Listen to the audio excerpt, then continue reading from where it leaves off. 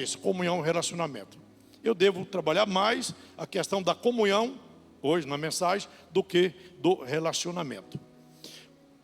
Olha o que Jesus diz numa oração. Isso aqui é muito interessante. Isso aqui não é eu tomando água, isso aqui que está no texto, tá? Eu falei, isso aqui, fui pegando o copo, né? Isso aqui é muito interessante, que Jesus está orando, gente. Ele está orando por mim. Ele está orando por você, está orando pela igreja. E nessa oração, olha o que ele diz: para que todos sejam um. Todos serem um. Aí temos que encaixar já 1 Coríntios 1:10. Sejais todos unidos, no mesmo sentido, no mesmo parecer, sem divisão e etc. Pai, como tu estás em mim e eu estou em ti, que eles também estejam em nós, para que o mundo creia que tu me enviaste. Aqui é comunhão com Deus. Jesus, volta lá, eu vou explicando aqui, depois vou entrar no texto. Para que todos sejam um, como eu estou em ti e eles também estejam em nós, para que o mundo creia que tu me enviaste. Jesus em Deus, os dois daquele relacionamento, aquela comunhão, para que o mundo também, e aí ele deseja também que nós estejamos também com ele, nesse mesmo princípio de unidade e de comunhão, para que assim o mundo creia que Jesus foi enviado. E a união da igreja, igual disse, a união da igreja é um meio pelo qual vidas se convertem. Quando as pessoas chegam na igreja, que percebem um povo amoroso, caloroso, um povo receptivo, eles voltam a segunda vez, voltam a terceira e ficam com a gente. Então tem que ver isso na igreja. Agora, quando percebe, chega na igreja, um está para lá, outro está para cá, ninguém nem o saúda, aí ele não volta mais. Vamos para o verso 22. Parece que já estou até pregando, mas não é não, só uma palavrinha dentro do texto. Dei-lhes a glória que me deste, para que eles sejam um, como nós somos um. Então foi liberada uma unção, uma glória sobre a igreja, para que a igreja fosse uma unidade. Na verdade, tem muitas denominações nessa terra. Aliás, põe denominação nisso, mas só tem uma igreja. O campo tem 19 igrejas. 2 não estão em funcionamento, direto com a gente, mas o templo está cedido para outra igreja, mas então temos 17 igrejas no campo. Mas dessas 17 igrejas, Casa da Bênção, nesse campo, e 380 e algumas igrejas no estado de São Paulo, 1.780 no Brasil, são várias igrejas nossas, somos um só povo. Não sei se vocês entenderam, somos um só povo. E tem que estar em nós essa unção, essa glória, esta unção para criar esse ambiente de unidade. Jesus tem uma igreja, um corpo, porém muitos membros. Vou repetir, Jesus tem uma igreja na terra, que é o seu corpo, e esse corpo tem muitos membros. Nós somos membros desse corpo, e por isso temos que ter esse princípio de unidade e esse desejo ardente de comunhão. Vamos lá. Eu lhes dei a tua glória para que eles se tornem um, como nós somos um, ele e o Pai. Eu neles e tu em mim, que sejam levados à plena unidade, para que o mundo saiba que tu me enviaste e os amaste, assim como amastes a mim. Amém. Agora, Atos dos Apóstolos 2:40. E vamos até o 47. Vamos lá? Atos 2:40. Antes da sequência, deixa eu explicar esse texto, rapidinho. Jesus tinha sido ascendido aos céus, tal no Monte das Oliveiras, mandou os discípulos descerem para Jerusalém, ficarem no cenáculo até serem revestidos de poder. Isso está em Atos 1:8, Lucas 24:49. Eles descem do monte, vão para Jerusalém, reúnem no templo, no cenáculo, até serem revestidos de poder.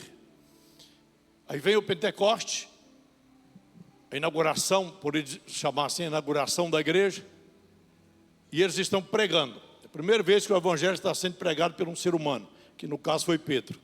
Com muitas outras palavras, os advertiam e insistia com eles: salvem-se dessa geração perversa. Era o sermão de Pedro. Aí continua: os que aceitaram a mensagem foram batizados. Nem todos aceitaram, mas alguém aceitou, alguém acreditou. 3.000 pessoas foram alcançadas. Quantas? Mas tinha milhares, muito mais do que 3.000. Mas 3.000 foram alcançados com a mensagem. Os que aceitaram a mensagem, ou a pregação, a palavra, foram batizados. E naquele dia houve um acréscimo ao número de seguidores, de aproximadamente 3.000 pessoas. Um sermão e 3.000 pessoas convertidas. Fale isso: um sermão pregado e 3.000 pessoas salvas. Houve então o que? Um acréscimo de 120 pessoas para 3.120, porque quando desceram de Jerusalém, lá do monte, ou melhor, lá no monte tinha 500 irmãos. Jesus deu a descem, fiquem na cidade até ser revestido de poder, depois serão minhas testemunhas. Foram para o cenáculo, de 500 pessoas, no dia do Pentecostes só tinham 120. 120 perseveraram na fé, 120 tomaram posse da promessa, 120 ficaram ali sem arredar o pé, e experimentaram um dos fenômenos mais importantes do mundo: batismo com o Espírito Santo, descida do Espírito Santo para morar no crente, para morar no servo de Deus. Antes o Espírito Santo não habitava nas pessoas, ele vinha, realizava a obra e voltava, mas agora eles experimentam uma das coisas mais extraordinárias na vida deles: desce-se o Espírito Santo.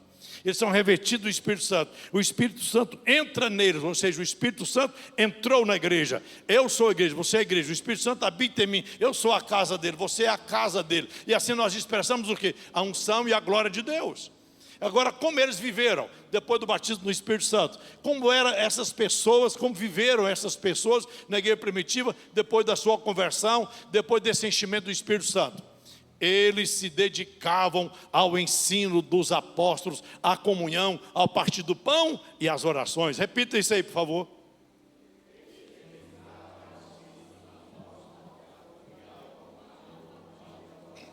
Há uma tradução, deixa o texto aí. Há uma tradução que usa a expressão: e eles perseveraram.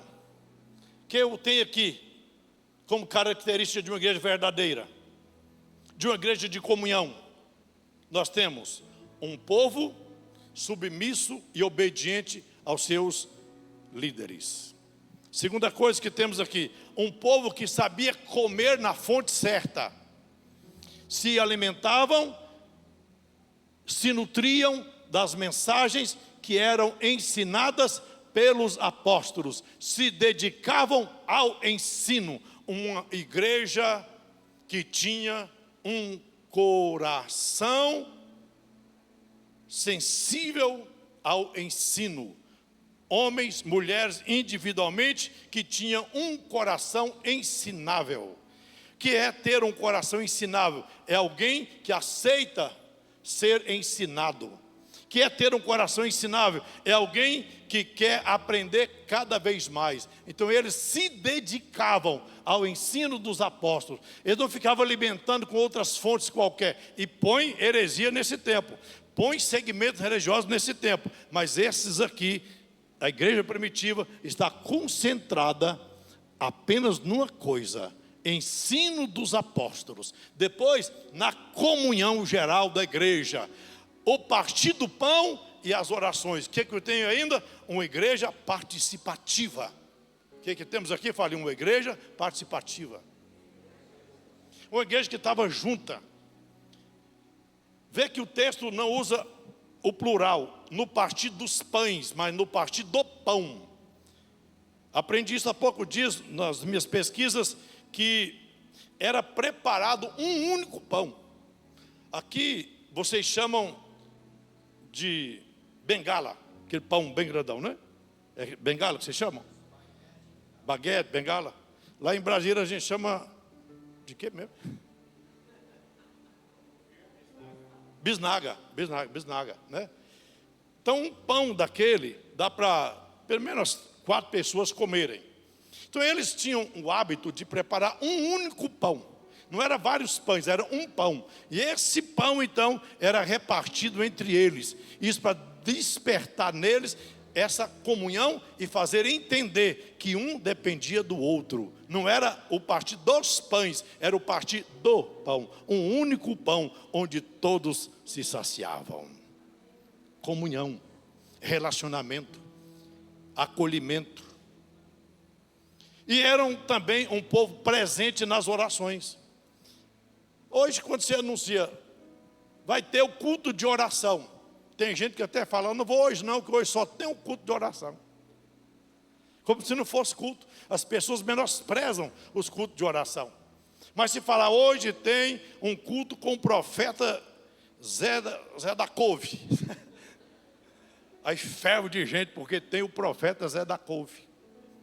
Nem importa nem o tipo de vida que ele esteja vivendo, não. Mas é profeta, foi falado que é profeta, ele vem para ver se recebe uma palavra profética, ou uma revelação, alguma coisa semelhante. Mas na hora de orar mesmo, não querem. Já ouvi pessoas dizer, não, hoje não tem culto na igreja, só tem oração.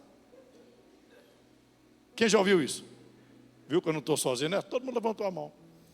Então era um povo que estava alimentando os apóstolos, comia do que os seus líderes passavam. Era um povo que tinha comunhão uns com os outros, partia o pão, não eram os pães, o pão. Mais adiante, no 46, vai dizer, partia o pão em casa e comia com alegria e singeria de coração. E estavam presentes nas orações. Agora, outra coisa que havia na igreja, estavam todos cheios de temor, uma igreja temente. O que mais temos aí? Vamos lá? Uma igreja temente. Muitas maravilhas e sinais eram feitos pelos apóstolos. O temor, a comunhão que havia entre eles, a participação na oração e o alimento que eles recebiam dos apóstolos contribuía para que os milagres, os prodígios e as maravilhas acontecessem entre eles. Uma igreja que tinha prodígios e que tinha maravilha, porque tinha um povo unido, tinha um povo temente, tinha um povo que orava, tinha um povo que obedecia.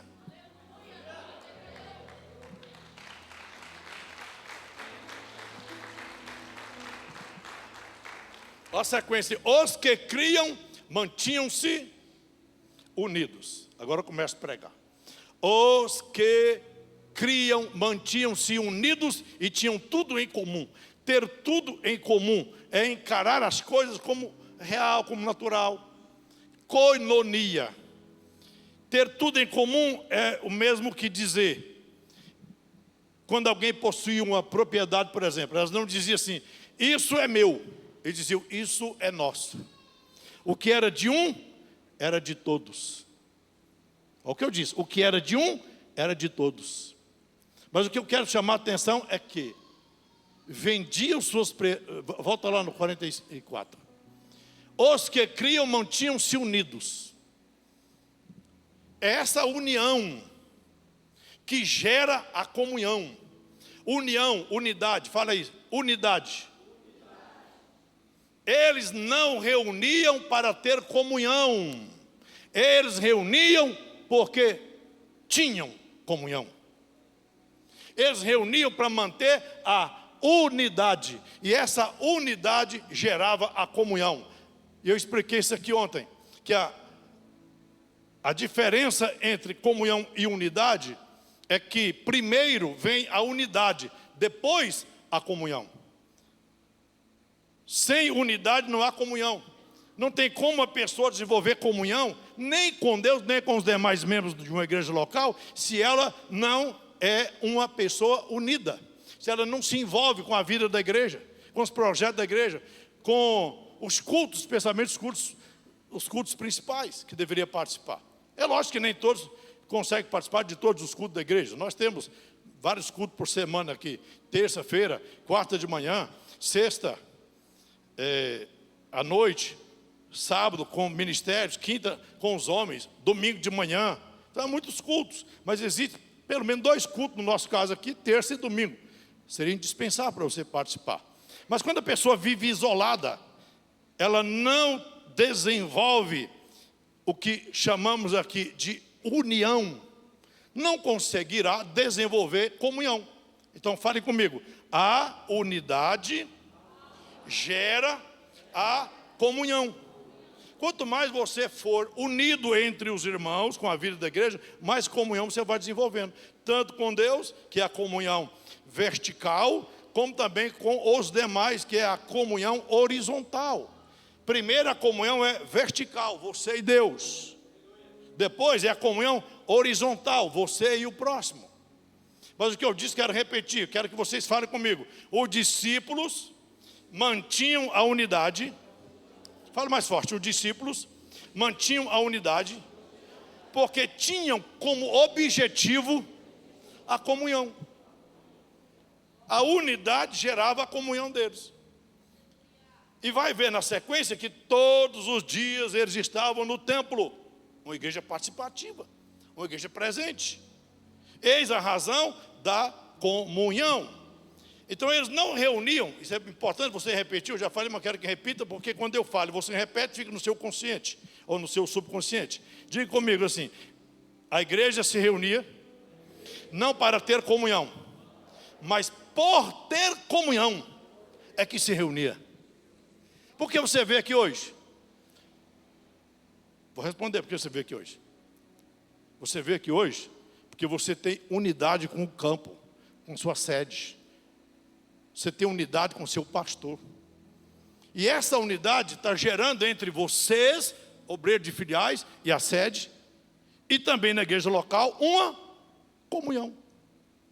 Você não reúne para ter comunhão, você reúne porque tem unidade. E essa unidade vai gerar a comunhão. E não há comunhão sem unidade. Não há comunhão sem o ajuntamento solene. Também não basta só o ajuntamento solene. Isaías capítulo 1, Deus está irado, indignado com os cultos do povo dele no Velho Testamento. Ele diz assim, ó: os vossos cultos de ajuntamento solene, vossas luas novas, vossos sábados, a minha alma aborrece. Olha o que Deus diz. Deus disse que estava farto do ajuntamento solene e até dos sacrifícios que eles ofereciam a ele. Deus não estava satisfeito. Aí Deus vai e diz assim: porque vocês me honram com os vossos lábios, mas o coração está muito longe de mim. Ou seja, não passava de um ajuntamento sem um objetivo, sem um propósito, era apenas um cumprimento de uma prática religiosa. E hoje eu digo isso para você, líder que está aqui: você não está aqui para praticar uma religião, e nem também por uma mera obediência a mim como líder do campo. Você tem que estar aqui porque você tem unidade, tem comunhão, tem amor e quer se alimentar e viver bem na presença de Deus e contribuir não só pelo crescimento da sua igreja local onde você congrega, mas pelo crescimento do campo num todo. E eu digo, se a sede for bem, se a sede estiver avivada, automaticamente as filiais irão bem e estarão avivadas, porque se a raiz for santa, os galhos também serão santos.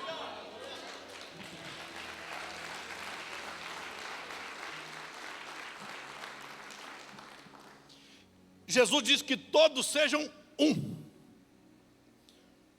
Para todos serem um, só tem que entender 1 Coríntios 1,10. Coloquei, depois a gente volta para o texto. Nós vamos para o verso 45 de Atos 2. Vamos lá. 1 Coríntios 1,10. Põe na NVI, por favor, se for possível. Se não, deixa aqui mesmo. Já está aí na NVI. Irmãos, em nome do Senhor Jesus. Isso aqui, irmãos, é Paulo rogando, é Paulo implorando pela unidade da igreja. E todos sabem que a igreja de Corinto foi uma das igrejas mais complicadas do Novo Testamento. Carnal, desunida. Uma igreja que, apesar dos dons espirituais, o pecado também proliferava. E era uma igreja complicada porque havia lá os grupos de Paulo, de Pedro, de Cefas,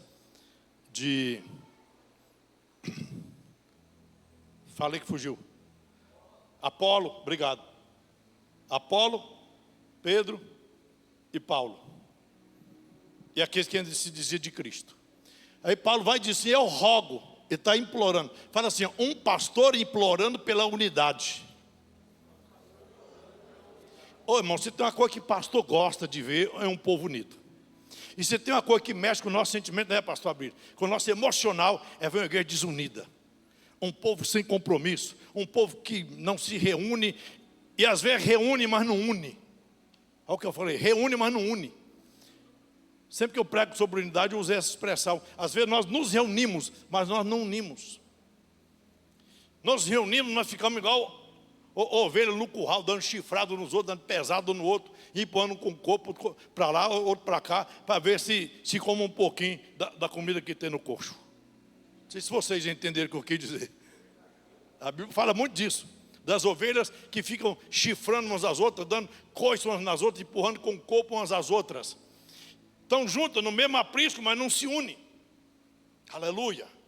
Jesus está falando. Então é preciso de unidade. E não só de ajuntamento. Vamos nos unir.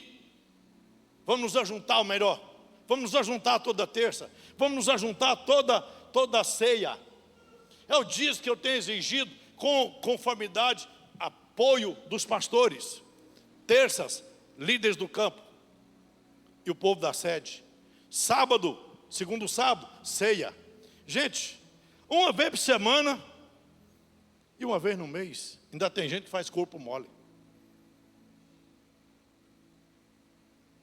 É preciso unir para desenvolver comunhão. Vou repetir isso, é preciso unir para desenvolver comunhão. E você, quando vem ao culto de terça-feira, você tem que vir com a alma, com o coração. Não é só para dizer, eu vou, senão o chefe, o chefe vai ficar bravo. Não, eu nunca fiquei bravo com ninguém porque não vem, o melhor. E às vezes nem com os pastores, chama, conversa de boa. Motivo melhor, oriente melhor. Para que eles estejam, motive, essa é a palavra bem para os pastores, motive os obreiros a estar presentes. Então não há uma grande exigência e nem muitas normas. Aliás, ouvi uma frase há poucos dias que diz assim: o lugar que tem muitas normas não se desenvolve a comunhão. As pessoas reúnem só para cumprir normas. Alguns vêm só para marcar a presença. Vou contar isso aqui, está filmando? Não tem problema, porque eu não vou mentir mesmo. Lá em Brasília teve uma época que, para incentivar os pastores, que eu achei isso uma vergonha, ter que fazer isso com pastores, para incentivá-los a ir na reunião, era segunda-feira de manhã, foi colocado um livro, e no livro tinha o nome de todos os pastores e dirigentes, e eles tinham que chegar, e antes de ir para o banco, tinham que ir lá na mesa, achar o nome dele e marcar a presença.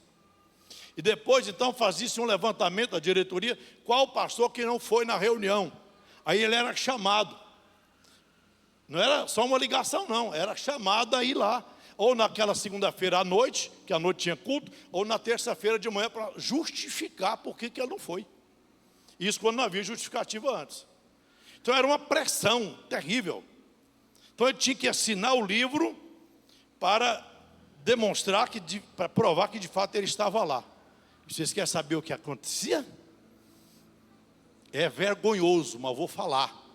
Para mim é pastor sem caráter, é pastor desleal, é pastor falso, fingido. Ele ia, assinava o livro e ia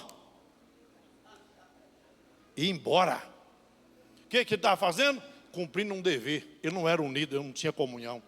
Aliás, a igreja que assumimos na cidade de Planaltina, Distrito Federal, foi consequência de um pastor inconsequente que fazia isso.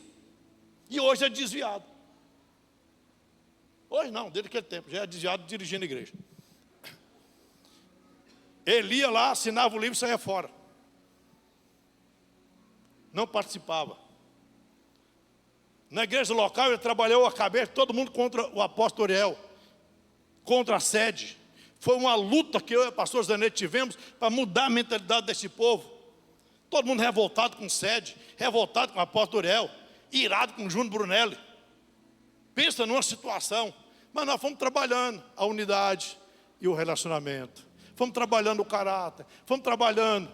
E para a honra e glória do nome de Jesus, eu cheguei a levar algumas vezes 2 ônibus lotados para a convenção, aliás, para a ceia lá na Catedral da Bênção. Mudou a mente do povo. E pastor, vocês existem, dirige igreja, é para mudar a mentalidade das pessoas, é para criar a unidade e não a divisão. Aleluia, falei. Ai. Cria unidade. Tem um irmão que está chateado, tem gente que fica chateado com o irmão na sede, não vem mais na sede. Vai converter, irmão. Eu já encontrei desse, eu não vou na sede. Por quê? Com a sua chateação, que eu tive lá, e um obreiro lá, nem falou comigo, eu não vou mais não. A sede é muito sem amor. Não, nem a sede sem amor, é um irmão irreverente. E não pode generalizar.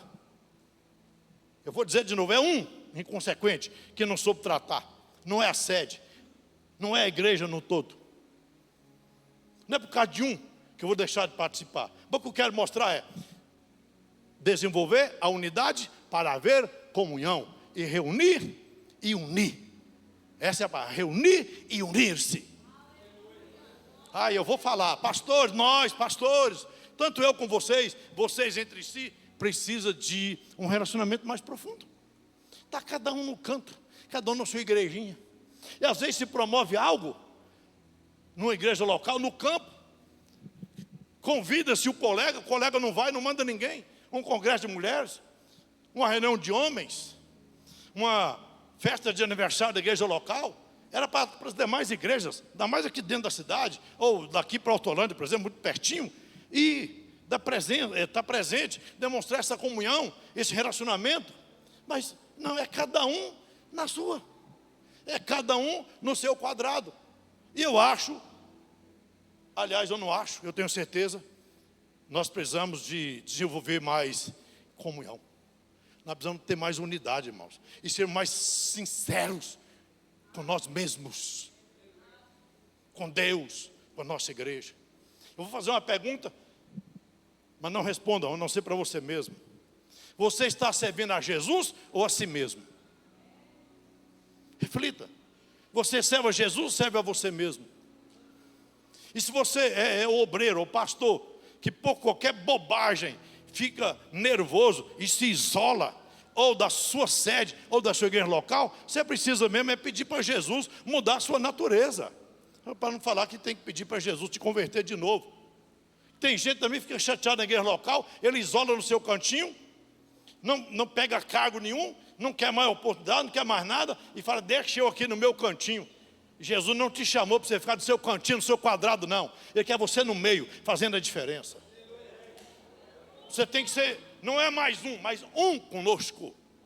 Um com seu pastor, um na sua igreja local, um no campo. Visar o bem da sua sede, do seu pastor local, do seu pastor regional, no meu caso, e também honrar o seu pastor local e a sua igreja local. Fala as duas palavras, comunhão e relacionamento. Em termos de comunhão, até beleza. Mas relacionamento está muito aquém do que Deus gostaria que fôssemos. Eu falei agora a nível de pastores. Então, por que a igreja reunia? Respondam. Porque tinha unidade. Era a unidade que fazia eles reunir. E à medida que eles reuniam por causa da unidade, gerava a comunhão.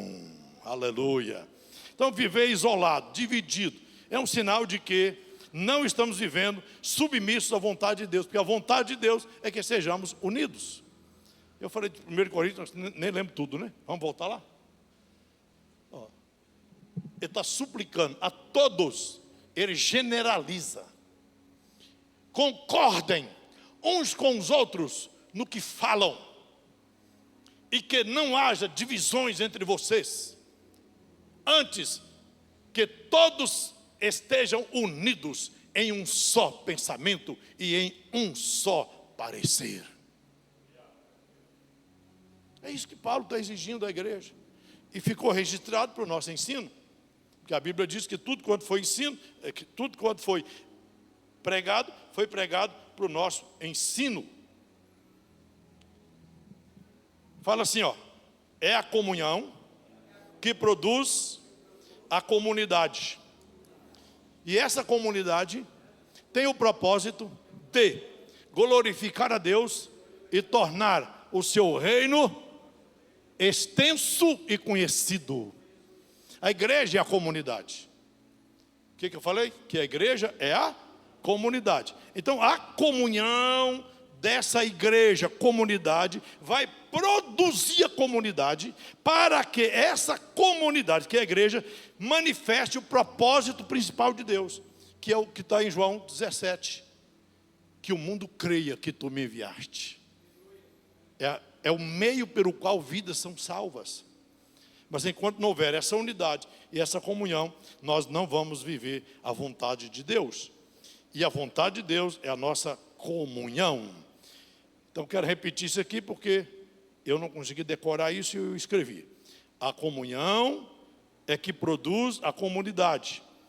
Essa comunidade tem o propósito de manifestar a vontade de Deus e dar visibilidade ao reino de Deus e ao seu governo na terra. A união de vocês, obreiros, tanto na sua igreja local como na sede, só tem um propósito: expandir o reino e trazer mais visibilidade. Essa visibilidade é fazer com que os de fora, os ímpios, percebam que aqui tem um povo que ama. Aqui tem um povo que acolhe.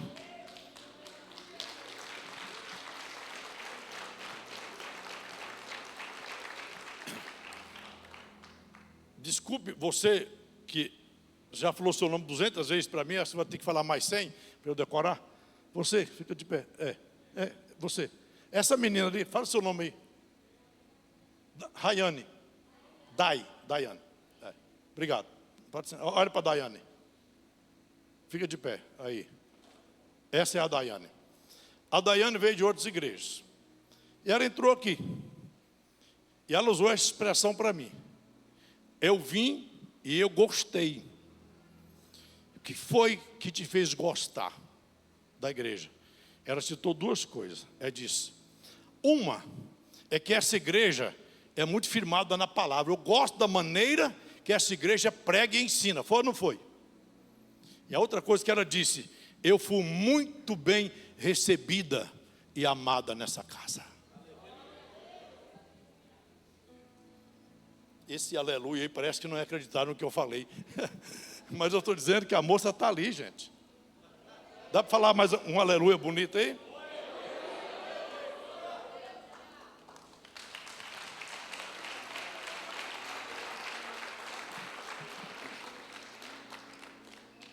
Só aqui que pastor toma café pregando, em outras igrejas não toma.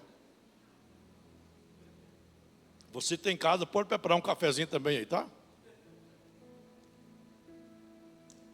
Olha para mim.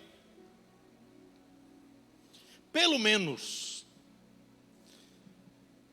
um pequeno grupo de irmãos aqui da sede deu atenção para essa moça quando ela entrou a primeira vez.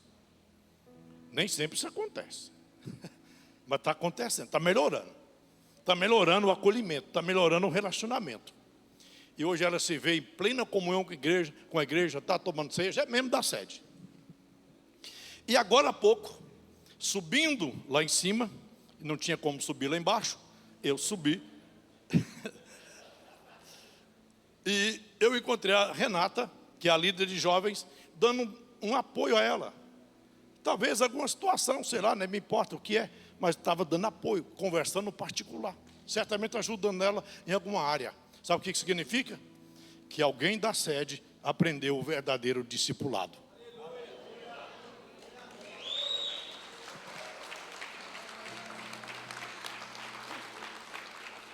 E vamos expor a Renata.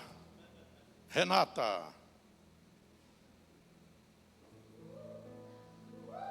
Essa é a Renata, a líder dos jovens aqui na sede, que tem procurado fazer esse acolhimento, essa aproximação e criar esse vínculo de comunhão, de unidade e de amizade. Que sejamos mais amigos. Amigos leais, verdadeiros e sinceros.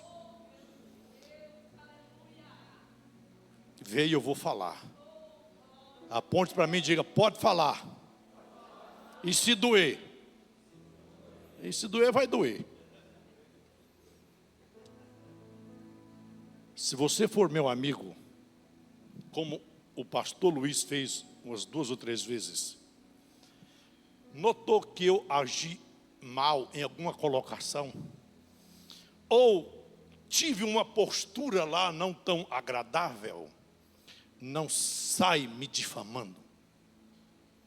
É meu amigo? Vem e fala. Porque o verdadeiro amigo fala na cara o defeito que ele encontra no outro. Vou contar porque não vou usar detalhe. Uma vez o pastor Luiz falou: missionário Edmar, o senhor se cuida quando o senhor está pregando, porque o senhor fica com a mão muito boba. Ponto, falou tudo, né? E eu venho, quando vou pregar, que eu vejo ele, já fico segurando a mão aqui. Eu tinha um hábito, e hoje eu me libertei dele. E eu ia pregando, e eu ficava coçando minhas nádegas. Era nervoso.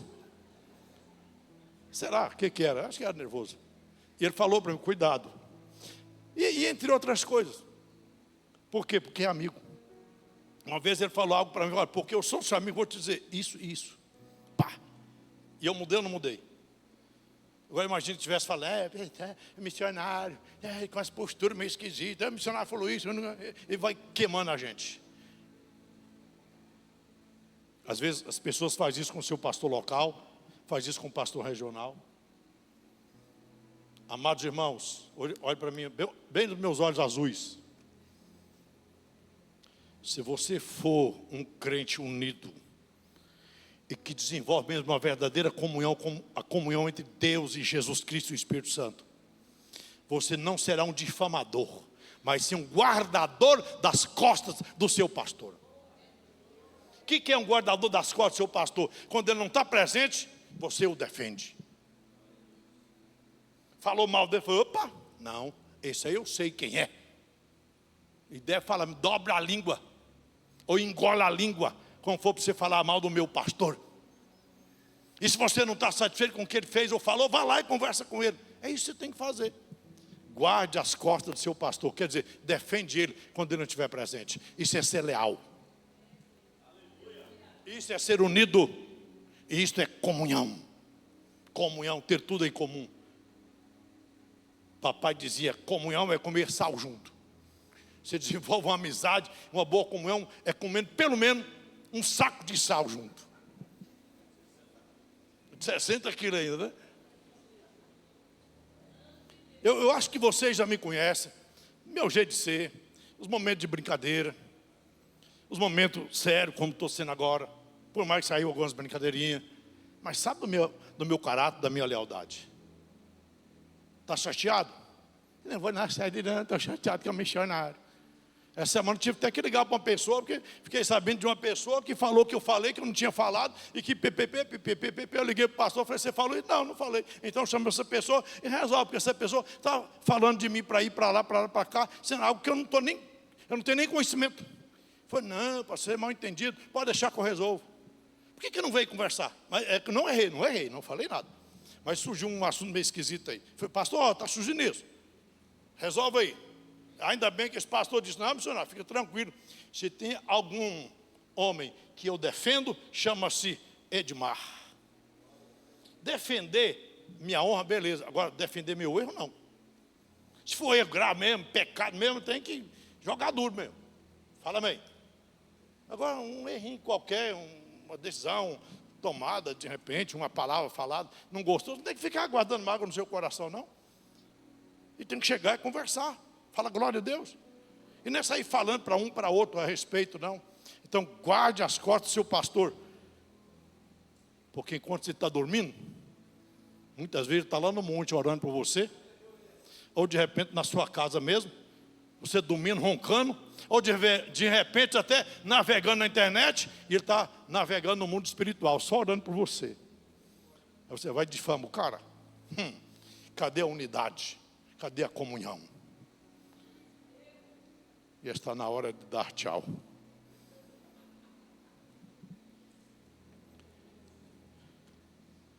Quando a igreja não prioriza a comunhão, ela encontra-se fragilmente exposta à divisão. Isso é quase que óbvio. Um líder, um pastor de uma igreja local, está sempre ausente, só vive justificativa. Não envolve com culto oficial, não envolve com convenção regional, não envolve convenção estadual, não vai na nacional. É ele no seu cantinho, tem uma tendência muito grande de ou ele causar uma divisão de juntar pessoas para o campo da rebeldia, ou ele mesmo se autodividir-se. Que a divisão não é só pegar pessoas e levar consigo. Tem pessoas que estão divididas dentro da igreja. Dividiu-se porque se isolou. Dividiu-se porque não une com ninguém, nem com nada, não está nem com nada. Não tem nada que o inspira, não tem nada que o motiva. Caso você esteja sentindo isso, você tem que pedir para Jesus. Vou repetir melhor, tem que pedir para Jesus curar sua alma hoje. Libertar você disso. Vamos ser mais amigos, vamos ser mais leais, vamos ser mais verdadeiros, mais sinceros. Hernán Dias Lopes tem um livro, Tirando as Máscaras, ou Tirando a Máscara. Quem já leu esse livro? Ainda bem, que eu estou preparando para pregar usando esse livro. Tira a máscara, irmão.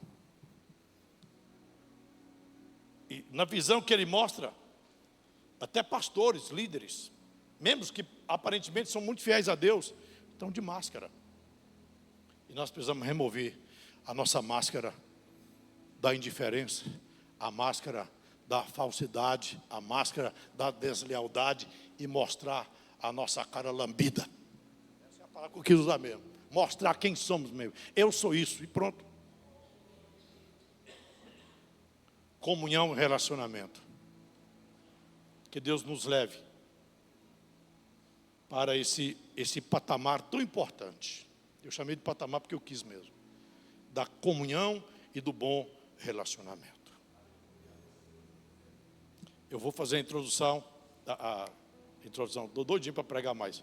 A conclusão, falando de alguns nomes na Bíblia, de homens que criaram sérios problemas dentro da igreja, até mesmo líderes que se desentenderam. E alguns até imaginam que é normal ter contenda, ter desavença na igreja, porque Paulo teve desavenças, contendas com Barnabé. Irmãos, Paulo teve problemas com Mineu e Fileto, com Alexandre o latoeiro.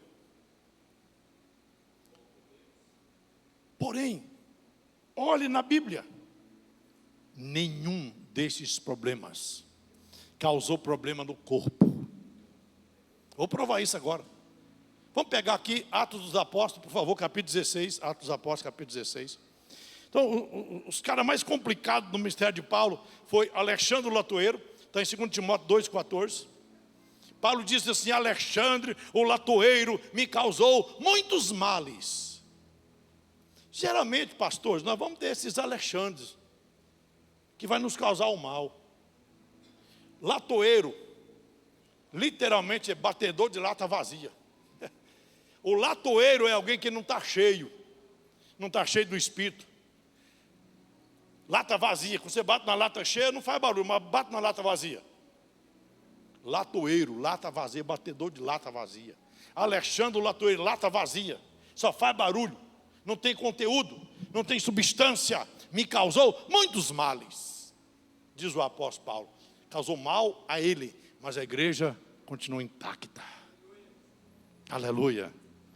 Eu não posso deixar que essas coisas afetam a igreja, o corpo. O que eu disse? Não podemos aceitar que essas coisas afetam a igreja, o corpo. Enfrentamos injustiças, somos vítimas de ingratidão, isso é natural, mas não podemos deixar que isso afete a igreja. O outro também é o Diótrefes, no capítulo 1 de 3 João.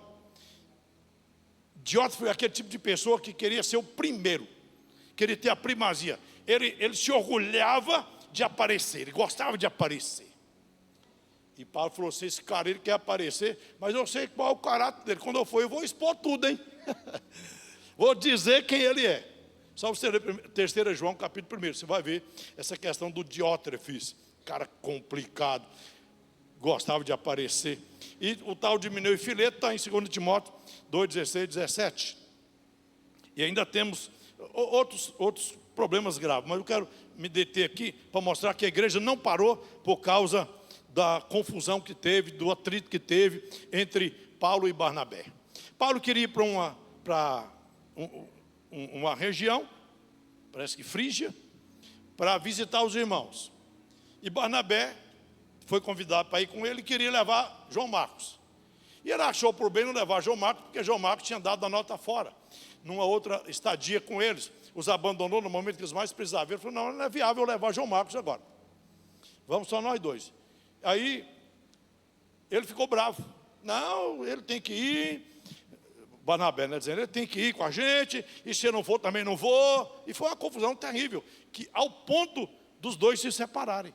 Aí, Barnabé foi para uma região, e o apóstolo Paulo foi para outra. Barnabé foi para Chipre, e Paulo foi para, deixa eu ver se eu anotei, para Derbe, Frígia, Derbe. Foi para Derbe, ou mesmo Frígia, né? E o que acontece? O problema está descrito no capítulo 15, verso 36. Vamos ver aí? 15, 36, rapidinho. Olha o problema mencionado. Eu estou querendo mostrar que os problemas que teve entre os líderes não afetou a comunhão da igreja. Guarde isso, não afetou, não pode afetar, tem que zelar da igreja. Por isso que pastor senta para fazer reunião. E lava roupa suja em casa mesmo, e tem que lavar mesmo quando está suja. Algum tempo depois, Paulo disse a Barnabé, voltemos para visitar os irmãos em todas as cidades onde pregamos a palavra do Senhor, para ver como estão indo. Assistência, para assistência espiritual. Pastoreio, discipulado. Então Barnabé queria levar João, também chamado Marcos. Vai. Paulo, porém, não achava prudente levá-lo, pois ele, abandonando-os na Panfilia, não permanecera com eles no trabalho. Ambos, Paulo e Barnabé, um desentendimento tão sério que se separaram. Barnabé, levando consigo Marcos, navegou a Chipre. Vai, o 40. Mas Paulo escolheu Silas e partiu encomendado pelos irmãos à graça do Senhor. Segura aí. Um foi para um lugar ou foi por outro. Mas quer saber o resultado? Tanto Paulo quanto Barnabé tiveram êxito na missão. E a igreja não parou. Aí vai para o 16, verso 5. Vamos lá, 16, 5. Eu disse, o problema entre dois líderes, por um desentendimento, não afetou o corpo. A igreja continua assim. Você vê que está logo depois. As igrejas eram fortalecidas na fé e cresciam em número dia após dia. Não permita, meu amigo pastor, meu amigo obreiro líder, não permita que um problema qualquer venha gerar um desentendimento ou um afastamento entre os demais membros da igreja. Resolva o seu problema com seu irmão, sem levar isso avante e afetar a igreja. Existe problema, viu, pastor, que a gente resolve no gabinete, não é no altar, não. Altar não é lugar para desabafar, não. Altar é lugar de pregar a palavra. Lembro um dia que eu fiz um desabafo aqui para nunca mais. E graças a Deus que teve alguém que falou, missionário, o senhor fez um desabafo terrível. E era uma verdade, eu não falei nada demais. Mas a pessoa entendeu que foi um desabafo. E eu passei a me corrigir. Eu não estou aqui me desabafando.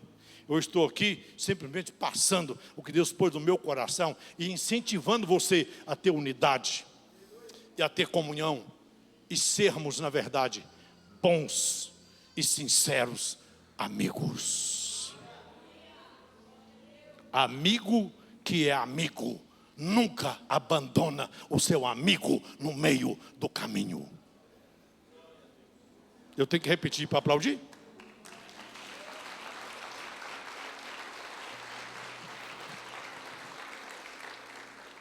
Amigo que é amigo nunca abandona o amigo no meio do caminho.